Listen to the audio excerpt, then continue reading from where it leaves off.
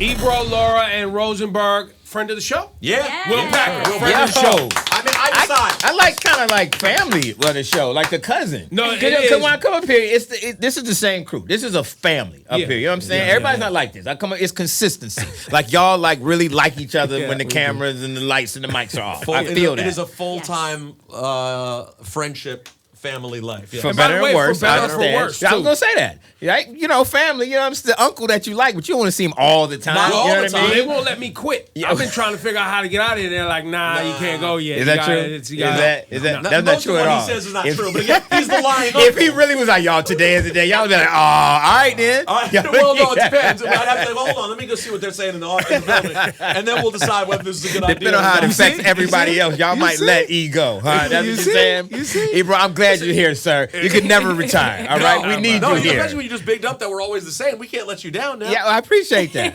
Anyway, I want to be the third cousin. I want to be the family member. All All right, right, Will Will Packer, Packer, everyone needs a rich- AKA, I'm putting this down. Yes. Third cousin. There we Ebro, go. Make him a second cousin go. because we need a rich second cousin. Do- We don't Yeah. make him third. Let's get him closer. Listen, I This want him man closer owns to the that. Falcons. Yeah, now. He I can don't go first see, cousin. This Yeah, feels this is like my- this this is feels my like a dad. loan from the family is coming. This feels like an ask. It's coming.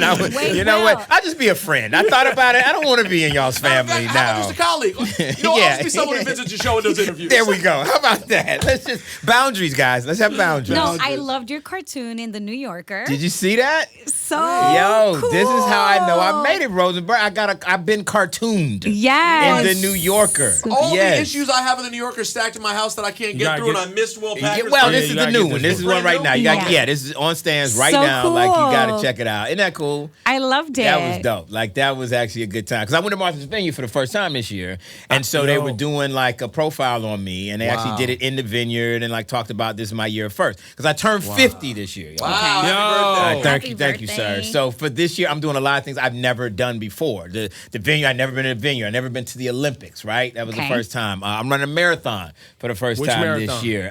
It's actually the Marine Corps Marathon Oh, wow. in D.C. Yeah, Okay. in Oh, yeah. October. Wow. So That sounds like you're gonna lose. if yeah, you're trying well, to I win. mean, not first Marine- of all, Marine Corps, First like, of all, it's lose not a up. race, okay? right. This Okay. is about finishing. Oh, all right, sir. I like There you okay? go. I like I just want to get across the finish line. Wait, so are after you- 26.2 miles? Are you a runner? Like, do you run at all? I am definitely regretting this decision to say I was going to do this, so I guess that would be a no. Okay. How far along are you in your training? I'm about halfway through. Well, so, timing-wise, though, sir, we first of all, we're not going to talk times. We're going to talk finish, okay? No, I I mean- feel pressured. I It's thought this soon, was a though. safe space, and now Hold on, what's the date of it, though? it's October 27th. So it's Oh, a that's month. good. It's That's good. 6 Yeah. weeks away, and you're up Yes. to 13 miles. Yeah, you got it. Okay. You all got right, it. all right. You should be all right, right? Pretty Yeah, good, I though. mean, you Now- know, now again, what- I feel judgment in your No, tone, sir. it's serious though, because I do love the effort here, right? To Yes. say I'm gonna set these things at my 50th birthday. I'm gonna shoot for some 100%. things. Love Yes. all that. Yes. Training for a marathon, you're running 13 miles now. Yes. When you're training for a marathon, do you ever actually run the 26.2? No, you do not, into sir. I thought you the do the week marathon. before. No, I thought the last one, definitely you not do the it. week before. But most training programs will tell you you don't need to run the full amount. Right? You're building your endurance. You're building because a marathon, like anything, is mental. We know that, right? It is mental to be able to go and put your body through that. Like anything in life, you have to first have your mind ready to go through whatever it is that you're trying to do. So the marathon training is not about, oh, let's go run 26 miles. It's about slowly building yourself up, getting comfortable with being uncomfortable at certain paces and at certain distances. So what's the highest one I you think get it's to? about 20. It's like between 18 and 20. Yeah, so you don't actually have to run. Because if you can do that, and you can do it well, and you train the way they tell you to train, then on run day, you're good. You know what I mean? Like, you should be able to finish. And then the other thing, you know, and I only know this because I do some cycling. The other thing is running your race. That is correct. Like making Yeah. sure that you don't get out there, get overly excited, try to keep up with somebody. And That's come on not. now. That's why when you said I'm going to lose, I immediately blocked you out. Because that is not my No, race, you sir. made it That is finish not my the goal, race. sir. Finish. I am trying to finish this thing. At any time. Okay? You won't be last. You won't be last. So that's one of my joints And that's for the my thing about 50th. life too. There's no question about it. Like, seriously. your race. In life, you have to run your race. There's two things about running that really are strong parallels in life. Number one, you run at your own pace. You run your race. Number two, start slow. People don't get out and go fast, and it ties in, obviously, but you don't get out there and then overextend yourself. You got to warm yourself up. A second ago, you weren't running. Now you're running. So you got to understand that you got to build yourself up and get there. In today's environment, it's such an immediate gratification. Everybody's like, yo, I push a button, I get 1,000 likes. I sell a deal. I'm Ebro, I'm on the radio. Like, no, that's not.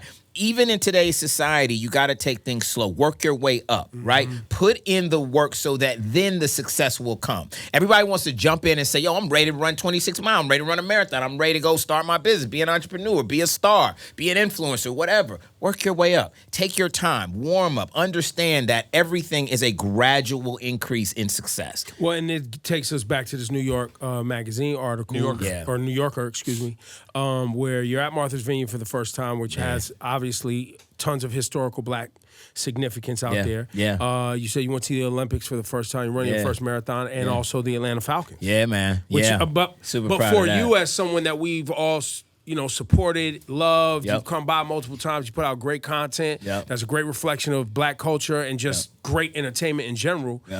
Talk about these milestones that you're getting to now and how that feels just as a businessman and just a human being. Now, it's huge. I mean, obviously, I've been very, very blessed to have a lot of success, and I'm very, very proud of that. But there's always more mountains to climb, more challenges to conquer, right? And that's anybody. I don't care what level that you're at. The thing about me is that I have this thing, and I talk about it, and I wrote my first book. It's coming out, so I'm super proud of that. And it's called Who Better Than You, meaning who better than you to accomplish your goals and your dreams. The subtitle is The Art of Healthy Arrogance and Dreaming Big. And I am definitely somebody that says that you don't have to think I can be successful. You don't have to think like, oh, I can do this. You have to believe that you are going to do it, that you are predestined for the level of success that you want to have. And one of the things I've learned working in Hollywood for decades, 3 decades I've been in the game, dealing with some of the biggest egos, some of the most adversarial, some of the most toxic environments that you can imagine. You all know the industry, you know how Hollywood is. You have to have a level of confidence. Not arrogant because you just want to be arrogant and beat my chest and look at me and I'm this and that. And, that gets a lot of noise today in today's social media environment. That's like, cotton candy. There's no substance to it. You have to have a level of confidence that is pervasive, that makes those people around you believe in your success and your dreams. And it's a two-way street. You have to believe in the people around you's dream as well. You have to create a supporting cast. I talk about how you got to build a blockbuster life. That's something I believe in. So when you ask, okay, Will, you've done a lot of things. Now you're doing more things. Like, what's the drive come from to do that? It is literally because I have the right cast around me that are supporting me, and I have a belief in myself that no matter what, not that I can do it, I'm going to do it. I am meant to do it. You got to believe that in yourself. Whatever your thing is, that you are meant to do it, and you will do it. It starts by thinking differently about success. To the Martha's Vineyard thing for a second. So how was it? Like, I've literally never been there. Yeah. Same. I've never been. Yeah, and Really? I know it's this Never. awesome, amazing. You sort been, of, E? No, I haven't been, but a lot of my friends spent their whole childhoods up there, like, Right. just Yeah. part Yeah, like, of the No, Inkwell Beach. and we know people just- grew up rich.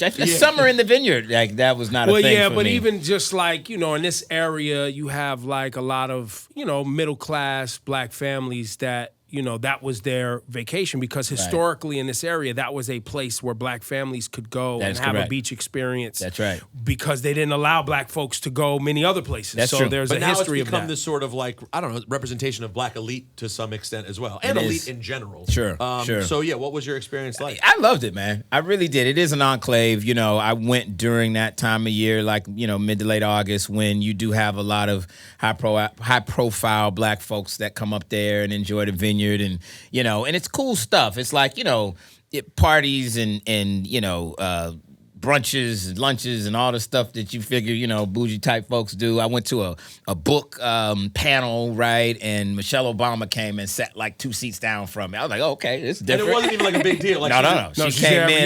year. I mean, every year she's there. Kids walk around. she's People got walk the around. crib like there. it's a They're known thing. there. They're just there. You know what I mean? Like, And is it true? It's kind of understood. Like media doesn't take to. It's not like a paparazzi. No, element. right. It wasn't crazy. Which I was surprised. Well, You because had- the other part of it is you have to reserve a way to get onto the island. it's tricky getting there.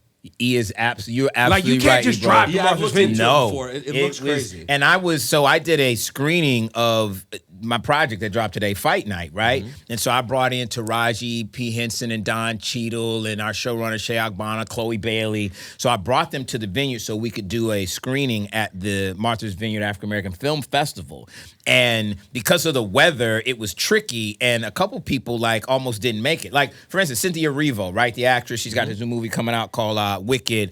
My girl Sunny Hostin was hosting a talk with her. Cynthia didn't make it, just could not get on the island. Like, it's not about, the private jet or you get, flights. No, like, because you got a ferry to the island. Okay. And depending on the weather and the time, and those ferries are packed, they're reserved months in advance. Year. You're right. You know what? You're absolutely right. A year in like advance. I'm thinking about taking my family next August. You better make the call. I have to take my car. You're right. And drive there. You're right. I have to reserve a slot on a ferry. Facts. Now. Facts. I'm Facts. told. I haven't So done it. you drive your you're car right, onto bro. the ferry. You Yes. drive your car onto the ferry, and then the ferry takes you over because Gotcha. it's an island. It's a small island, right? yeah. So, like, during the year, like, the population of the island is, like, say, 10,000 people, right? Well, during these, like, the months, the August month, there's like 100 to 200,000 people on the island. It's crazy. And so everybody's trying to get there. So you're absolutely right, bro. You need to like pause, get off the air right now, make a call. Yeah. Have somebody That's so make a call crazy. for you. Because I had talent. It was tricky getting them on. You had to like definitely have it planned out in advance. So, but it was a good time. But there's history though. Like there's a rich Oh, history yeah. of The Inkwell Beach. Yeah. You're absolutely right. It was a safe space for a lot of African Americans when they could not go elsewhere, right? Yeah. You still had to have the resources to get there, and That's you right. still do. But it was, I needed to see it. What was the Olympics like? Yo, it was crazy. Like I've never cheered so hard for America. Like I did. Like I'm gonna just say it. That's it. He was real patriotic. Bro, right? like I was red, white, and blue. I was USA. I was like, And you who felt am it? Did I? you actually feel it when you were there? Dude, when you're there, because remember, you got people from all over the world, all these different countries, and it's competition, right? So I actually was there. I was there for the opening ceremony, which was cool. Remember, they had like the boat parade or what have you. It rained, so it was better on TV probably than being there. But then I got to see the USA win their first gold medal, which happened to be in the 4x400 of swimming. 4x400 swimming. Caleb Dressel brought us home. Yo, I'm like, there's a video on my Instagram where I'm out there, like I got kids that swim on the U.S. Olympic team. Like you know them. What? Like I couldn't name these cats. Like in all respect, they're amazing, right? Yeah. But prior to that trip, I couldn't have Right. told you what the swimming times, the splits, the names, nothing. I I mean- was out there like, yo, USA, like stop playing. It was like a French dude next to me. I was like, we got you on this one, bro. We got you. We always laugh because we watch stuff we've never even taken the time, like archery or what is it? What is that? Yes. You like what is the disc throwing? What is it called? Yeah, discus. Yeah. Is that a discus? shot Yo, put. I yeah. was watching synchronized diving. Yes. Sunrise diving's wild. Yes. Wait, did water you- polo, like all that Yeah. stuff. That's what the Olympics is a special time. Did like you get every to 4 see any years. of the women's gymnastics? I didn't. I Okay. missed our girl. You know what I'm saying, Simone, the GOAT. Right. I saw swimming. You know what I was really into, honestly? Beach volleyball. People are sleeping on Okay. the energy of no, beach it's tough. volleyball. Like they got certain chants that they do when certain like points are made. Oh, there was And, a kind of crowd there's a that was DJ. specific. Oh, wow. It's a culture around beach volleyball. So I saw like the women's team who didn't win the gold, but they did win the match that I saw. And so like when somebody does a particular block, everybody chants Monster Jam, and the DJ is playing. Like I was like, yo, it's a scene. this is a vibe. I had no idea. And by the way, it's good that you got it in this past Olympics because the next one for you, LA. Los Angeles just ain't gonna hit the same. Well, it's your hometown. It's listen. like it's gonna be more. It won't hit the way it was. First of in all, Paris did well. I'm not gonna lie to you. Yeah. Like I don't know if we all been to Paris before. Yes. Yeah. You never seen Paris this clean. I'm just Oh, gonna tell really? you, it was And the I love Paris city. in general, but it was. It was whatever you normally like. I mean, first of all, a lot of Parisians left because they knew the Olympics were coming. So They the were like, city "Oh, we're was not like, dealing y'all with can these have it. Americans, You yeah." can Airbnb my joint. But it was quieter than I thought, and it was way cleaner. And they just did a really good job. So I actually had an opportunity to talk to the Los Angeles mayor, Karen Bass, when we were over there, and she knew. She was like, "Yo, we got a tough act to follow." She was like, "Because LA, Downtown woo, LA? brother, good luck. It's a lot of cleaning to do. It's a lot of everything to do." I read an article that they were gonna like encourage people to like not go to work for those 2 weeks in LA so that traffic was better. I could see Like that was like the I'm city actually not was like mad at gonna that. Work try from to home, basically. work from home for 2 weeks. Yeah. We're gonna try to like clear out the roadways. Because getting around, because the other thing I really wanted to see was the men's basketball, right? And women's basketball. I wanted to see the basketball, but it was literally 2.5 hours outside of Paris. Oh, really? I didn't even realize that. That's actually kind of typical because, there's so many events and there's just not that many big, huge venues, even in a big city, to house all of them. So they're out in surrounding areas. Well, and they had a new thing I read about in Paris where part of the environmental impact of the Olympics on cities was like, the Olympics committee wants you to use already established buildings, instead of having to build new buildings that are gonna damage the environment, or because you build them and then what do you do with them? Crazy, all that kind of civil rights stuff. It's better if you can to repurpose something that's already existing. Yeah. Yo, so Fight Night's out. Tell us about this movie. Yeah, man, it just dropped today. It's time. I haven't been this excited about a project in a very long time. So set the scene. 1970s. Okay. Yes. Ali fight. Muhammad Ali. But hold on, bro. Muhammad Ali, remember, this is Vietnam War. Okay. He refuses to go, right? He is a polarizing figure. The GOAT, the iconic, beloved Muhammad Ali. Half the country was like, hates him. F this dude. Yes. Right? He's a draft dodger. He's turning his back on his country at the time when the country needs it the most. He was definitely very polarized, a lot of it along racial lines. He could not get a sanctioned boxing match. He was literally blackballed. This is his livelihood. Yep. He couldn't fight in New York. He couldn't fight in Vegas. Couldn't fight in California. So you had an interesting collection of politicians, right? Many of them overtly racist in Georgia at the time. You had promoters and you had hustlers who all came together and said, we'll do that fight. We'll bring Ali here, because they saw it as an opportunity because nobody else was doing it. So they put together an off-the-books, unsanctioned boxing match for Muhammad Ali. He came down to Atlanta, right, to do this boxing match. It did something interesting. It attracted the attention, which is what they wanted at the time. Because this is Atlanta before Atlanta was the Atlanta we know now. Atlanta was like just this, small. It wasn't New York, LA, Chicago. Like they were like, maybe it'll be the next Charlotte or the next Birmingham. Like Atlanta wasn't Eric that. Sermon moved to Atlanta. This different. This is before LaFace. Yeah. This is before LaFace. Fight Dog had not gotten his spot in Atlanta. Got it. None of your favorite housewives, bro, were in existence at this time. This is before that, right? Got it. And so it attracted the attention of celebrities from around the country, athletes, and also gangsters. And so these gangsters came from all over, and there was a syndicate, and they called themselves the Black Mafia. And the Black Mafia came down with their furs, and they had the Cadillacs, and they had their jewels, and they came down for this Ali fight. Everybody was stunting. And there was a local promoter. He was a hustler. His name was Chicken Man. And he was a numbers runner. And Chicken Man threw the official after party. And he was calling it Black Vegas. And he threw an after party after the fight, and it was an underground casino night. And all the hustlers and gangsters from all over came over, and cats came in ski masks and laid everybody down. True story. Stripped everybody naked. True story. It is still to this day the biggest heist in the history of Georgia and one of the biggest heists in this country's history. And so the movie is this. You're basically making a fictional... The movie's not about Muhammad Ali. It's not a documentary. It's not a documentary at all. It is a limited series, and what I just described to you is the entry point. That's where we go in, and then it gets wild from there. Because all the gangsters were like, okay, we know who set us up. After they got all laid down, right? Those that were still around, still living, right? You got to watch the series. They were like, yo, we know who did this. It was Chicken Man. We didn't know him. We don't trust him. It was him. So now they're trying to kill Chicken Man. There was one black detective on the APD force at the time. His job was to try to keep this guy, Chicken Man, alive long enough to determine who actually had pulled off this heist.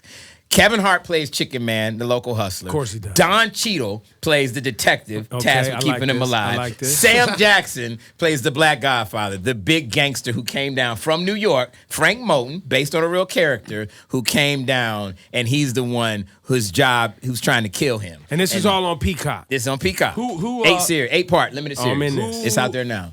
Whose idea was this story, to tell this story? Who brought this to you? Yo, Kenny Burns did. Kenny Burns out of Atlanta, right? Wow. My guy, absolutely. Yeah. Shout out K Burns. Yeah. I did not know this story. Wow. I did not know So this cool. story. That's and dope. Kenny Shout knew to it, Kenny. and absolutely. Kenny had been talking about this story with Dallas Austin and another guy named Jeff Keating, who was our main researcher, because he knew, because his parents were like actually around during that time and had told him the story. So it's one of those things that got talked about. It's kind of a little bit of urban legend. I didn't know it was a real story. There is a movie called Uptown Saturday Night. Y'all remember that joint, right? Of course. Okay. So the centerpiece moment in that is this underground casino night, and they lose a lottery ticket. It's based on this. Wow. Okay. So the crazy part is that while I was actually working, before it became the series that's out now, I was actually working on a movie about this, right? Kevin Hart on his own was working on a remake of Uptown Saturday Night. And I called him, and neither one of our projects happened, right? That's what happens in the movie industry. They both kind of fell apart. Yeah, got it. Yep. And I called him. I said, yo, remember you working on Uptown Saturday Night? I said, the project that I'm doing is the actual true story of what happened in Uptown. We should combine forces. Let's work together. So the only reason I know this movie because of my dad. It's 1974. It came out before I was born. That's Richard Pryor, Sidney Poitier. I think was the director. Cosby. That's right. Yep. Uptown Saturday Night. I've never seen Uptown Saturday Night. I just know the imagery. It's old school. Black exploitation. Of course. Yep. I mean, I Camp Lowe's album. I mean, come on. and then Let's Do It Again. Yep. Yeah. So that was Harry Belafonte. Yeah. Wow. No, it's classic. I It's a didn't classic even. I joint. didn't even know, honestly, and I'm a little embarrassed as a sports guy and an Ali fan. I didn't really know about this fight. Yeah, man. He was Who did he the fight? guy, Jerry Quarry, who was like the first great white Oh, Hulk. it was Jerry Quarry. The Jerry Quarry This fight is was the an Quarry unsanctioned. fight. Unsanctioned, off the books. That is correct. Oh, wow. In Atlanta, Georgia. At the time when Ali was persona non grata. persona non grata, and people said, you have turned your back on your country, we're turning our back on you. Wow. He came down to Atlanta, they were protesting him. They were like, don't let him come in, don't let him fight. It was very controversial. Wow. During your research, what kind of interesting pieces of history did you get your hands on, or did you get to read, or pictures, Yeah. or what kind of stuff did you find? Yeah, that's a good question. I mean, first of all, this whole time period was super interesting. Yeah. The other thing was the fact that Sam Jackson, right, who Kev and I called, because we put this cast together, we hand-picked everybody and called them one by one. And we called Sam. It was crazy because Sam and Kev and I had been talking about working together for a while, and it hadn't happened. Just, it is what it is. It hadn't come together. But, of course, Kev and I work together all the time. So when Sam would see us, he would be like, yo, motherfuckers, you motherfuckers keep working together with yourselves. You don't never include me, motherfucker. Sam dropped the F-bomb. That means he loves you, right? So he was cussing us out. So when we finally had this, Kev and I couldn't wait. We called Sam. We go, hey, motherfucker, we got something for you. But the crazy thing, though, was that Sam actually grew up during this time period. And so he actually, his wife grew up a block away from where the actual robbery took place. That's crazy. And then, we were shooting at the actual house, and we had, our base camp at this church. Sam Jackson was like, yo, I married my wife at that church. Whoa. I was like, yo, this is crazy. Wow. So it was so interesting that he was actually immersed in it, seeing it, watching it, and telling us, y'all getting it right. Y'all are getting it right because I was here. I remember this. I remember how this thing happened. That was dope. In a world where you've had so much success, Kevin's had so much success, I heard you say that Kevin was working on a film, didn't work out. It just didn't happen. Yep. Is that indicative of the time? Is that normal? Because I know right now there's just so much content. There's so many things happening. I'm hearing stories of movies, things not happening because people don't want to pay, things not happening because there's no budget, things not happening because they don't know how to monetize or they don't know how to make money back on the spend. Yep. Talk us through where the kind of you're doing a series and not a movie. Correct. Right? Correct. Yeah. The business is in an interesting place right now. I mean, the fact that Kev's project didn't move forward, mine didn't move forward, some of that is just the nature of the industry. Right. But the other thing that's interesting, Ebro, that you bring up is where the business is right now. And people have to understand that we're in a time where there is this oversaturation of content, right? So, you guys may have heard, maybe even talked about it. A year ago, there were two major strikes, right? Writer strike, actor strike. And we had, as an industry, to overcome those, right? The interesting thing, though, is that most people, actual consumers, they didn't even notice it. They didn't even feel it. And the reason is because we have so much content out there now. The streaming environment made it so you had all these media companies that were pushing out so much content in a race to try to be the next Netflix, right? You had Apple, you had Disney, you had Max, you had Peacock, you had all these streaming services, and they were making so much content that now there's a glut of content out there. So people weren't really necessarily pressed because there wasn't a new episode of Abbott Elementary. They were like, you know what, I'm going to go catch up on the last season of Ozark that I never saw. There's so much content out there. But what that means now is that the studios, the media companies are constricting what they're making. There's two things that are going on right now. Consolidation, right? Companies joining together, buying each other. and constriction. Less content is being made. It's a very, very tricky time in the media industry right now because of that. Too much was spent on streaming, honestly, and it was not the profit center that these companies thought it was going to be.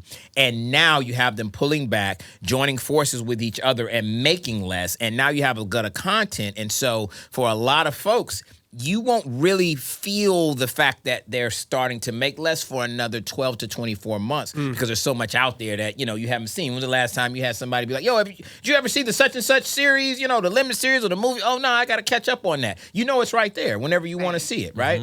And so the other side of that is that for folks like me and folks that are listening or trying to get into the industry, understand this is a tricky time to do it. The studios and media companies are spending less. That means they're making less. That means that content creators, producers, writers, directors have to do an even better job of selling and pitching your projects. Be honest with you, Fight Night got made in part because we created IP, because we made it into a podcast first. And then the podcast is what we sold. So it existed as IP. And anytime you have something that's actually a brand that's actually already out there in existence, it's easier to get that made than just having a great idea and saying, yo, I want to pitch this, right? Everybody's got to pitch. That doesn't mean much anymore. You got to have proof of concept. Absolutely. No question. So how do you manage, like you said, people trying to get into this industry or actors or whatever, a lot of people are just trying to get rich or they trying to get popping or they trying. So how do you, as somebody who's had a certain level of success, do you change your financial expectations? No question. Absolutely. I have to adjust. I got to be malleable. I can't go in doing the same thing that I did before.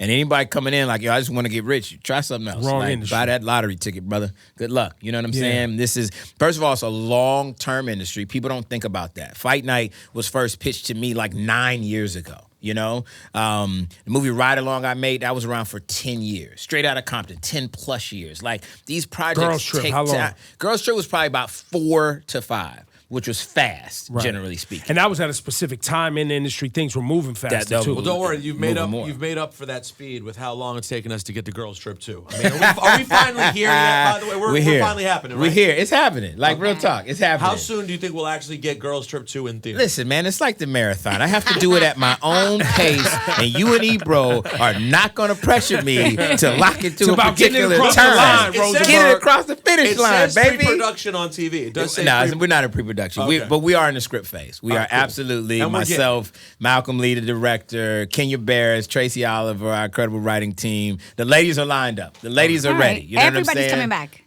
Oh, yeah. I'm not doing it without everybody coming back. And is it what was rumored?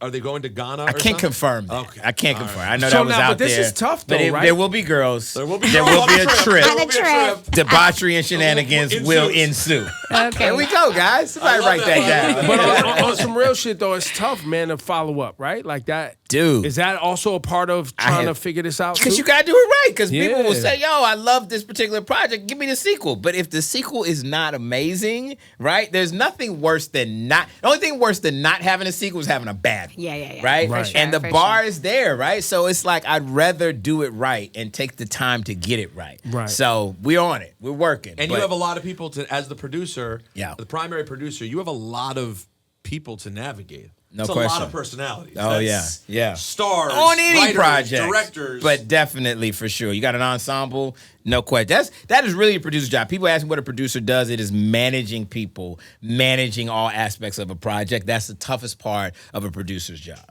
Yeah.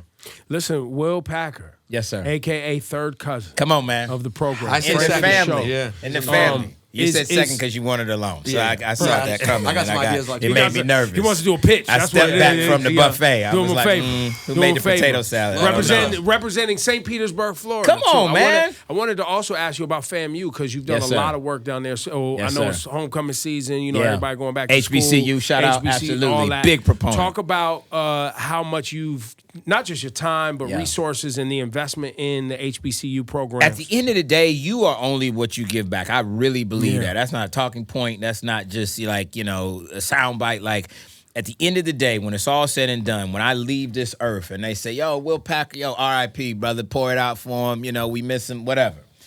it won't be the things I bought. It won't be the nice suits or cars or houses. It won't be any of that.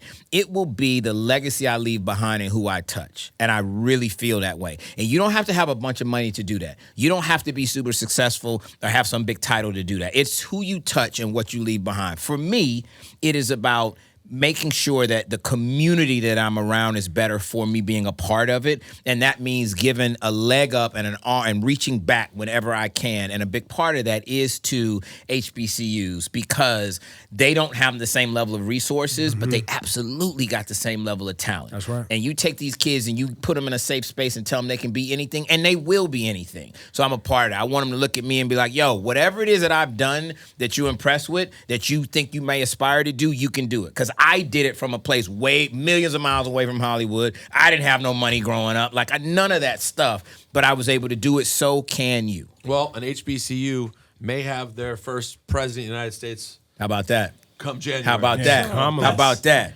Probably good news for the overall cause. Them Howard people are going to be hard to deal with. I'm going to tell you that now, boy. They're going to be tough to deal with. After this. I got to tell you, Hampton's nervous right now. Yeah, they're real nervous. No, they're rooting for him, but they're nervous. Quietly. It's like Hampton U MAGA hats getting printed on the low. Are we going to start looking in the background and be like, are those MAGA people? Just Hampton? You see the blacks for Trump and me some Hampton dudes? Hey, yo, Will, we love you, brother. I love y'all. Y'all go check out Thank you, Fight Night. family. Always a good conversation. Yeah, Fight Night's out now. Yeah. I got a new series for y'all. Y'all check it out. Thank you, man. Thank you, family.